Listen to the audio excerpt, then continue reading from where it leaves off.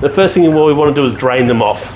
Easiest way to do that is we're just going to crack the top like that and bring it just a little bit up like that. Then we're just going to push it back down on top, go over to the sink and then just pour it out. The first thing I've drained off my chickpeas and I'm just going to pop a little bit of oil into the pan. Do you need to rinse the chickpeas? No, don't rinse the chickpeas, if not we're going to lose a whole heap of the flavour that's there. And if you did want to, you can actually save the juice. We call that aquafaba of all things, and it can be used in all sorts of different things in cooking. If you're getting really into it, you can even make like vegan meringues out of it. It can be used as a thickener as well in different things. But yeah, look it up online, it's great stuff. So I'm just going to wait for my oil to get hot, because if we put our chickpeas into a cold pan, they're going to stew, not fry. And our trick with this is we want little crispy bits on our chickpeas, so that they're really tasty and yummy and give a little bit of a textural contrast to our soup. So do you know how to tell that your oil's hot at all? No. No?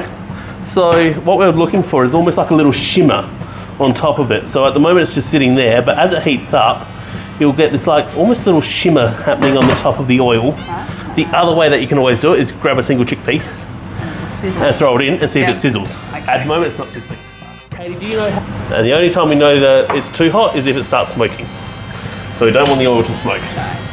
What happens if you put them in before it's heated? Before it heats up, it go mushy, or it doesn't go mushy, but you don't get any crispiness. Okay. So the water comes out of the chickpeas, and then it just stews in and it ends up with a chickpea stew. Right. So we'll have like soup and chickpea stew rather than crispy chickpeas on there. Right. So that's just about there for us. And then we just got, so it's going to put, I've got to do about half the can to start with, I reckon. Nice sizzle. Just like so. And all we want to do with this is you just want to slowly move it back and forth. So this is what we call saute.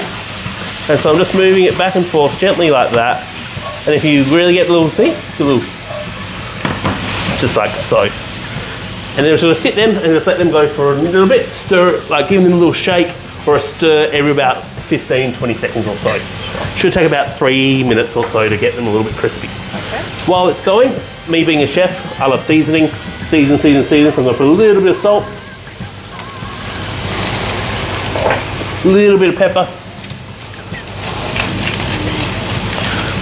just like so. But if you wanted to, you could always add some extra stuff to this, like maybe some paprika. You do a thing called sumac, which is like a beautiful little berry spice. Even things like garam masala, cumin, coriander, any of those spices go really well when roasting chickpeas. It gives that little bit of an extra flavour. Don't be scared to experiment with some different flavours and things like that. Yeah. So if you come in here and have a look on the camera, you can just see how I've got little bits of browning just starting to happen there on the chickpeas, and that's what we're looking for, that lovely little bit of golden colour coming. So again, give them a little shake, let them sit there and just keep on going. Yeah, give it a little shake, give it a little stir. That's it. Nice and easy, nothing too fancy about it, but it's just these little extra touches that add extra flavour into our food. Yeah, these, the more crispier they go. So we don't particularly want them super crispy because then they'll be really dry and hard. We just want that a little bit longer. We take this, a little bit more salt, and what I'm also going to do is put a little bit more oil. See how I can see that my pan's getting very dry? And so I'm just going to put a little bit more oil in there, just to help that little crisping, browning things. You also see them starting to pop a little bit like popcorn as well, and that's always fun to watch. Just about there, I reckon. Just about. So here as you can see here, we've got the beautiful little crispy bits happening on the outside of our chickpeas. We've just had a little taste and they taste delicious. I am going to finish it with a little bit more salt, just because, you know, you want that little bit of saltiness and that, just like so. And then I'm just going to take those off the plate, let them cool down for a sec, and then I'm just going to put them off to the side, and then after we finish the soup, we're going to put these all over the top.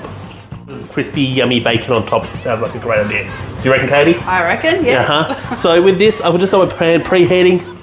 on a reasonably high heat. Just like the same, we want to make sure we've got a little bit of a sizzle happening. With bacon, you don't really need to put too much oil in the pan because there's a fair bit of fat already in the bacon itself.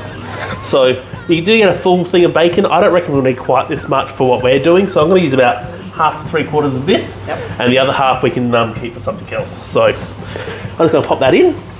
Nice little bit of a sizzle. Crispy. You just want to keep that up on a nice high heat, like that. So get a nice sizzle happening. Give it a bit of a stir? Or yeah, with bacon, I always put it in and then I just leave it. Leave it, yep. Because as soon as you start stirring it, same with other meats and stuff, quite often when you put it into a hot pan, it will start to brown there, but if you start stirring it too quickly, then all the water starts to come out. And so you lose any of that browning. What you do is put it straight in, maybe give it a little bit of a shake, just get all the pieces down, but then just leave it for about 30 seconds, 45 seconds, and then you'll end up with this lovely little crust on the side. And you can actually hear it. So when I put it in, it started sizzling, then it went quiet, and now it's coming back to the sizzle again. And that means that the water there is coming out. We've now got, see that we don't have any water around, it's nice and dry. That means that we're getting browning and caramelisation on the bacon. That's where the flavour comes from. If we have too much water coming out, all the fat flavour of the bacon's going to leach out into that water. We should just see how we've got that lovely little bit of browning happening there. That's what we want to see. Give it a stir. So with this, all we do, we go down like that, we move all the stuff down to the end like that, and it's just a little bit of a forward, up and back. Just like so. Forward, up, back, forward, up, back. Alright, try. I'll give it a go. There you go. A little bit more. Yep, there you go. There you go. That's it. There we go. With hands flicking the pan, or just with a spoon, it doesn't matter. So we're just about there.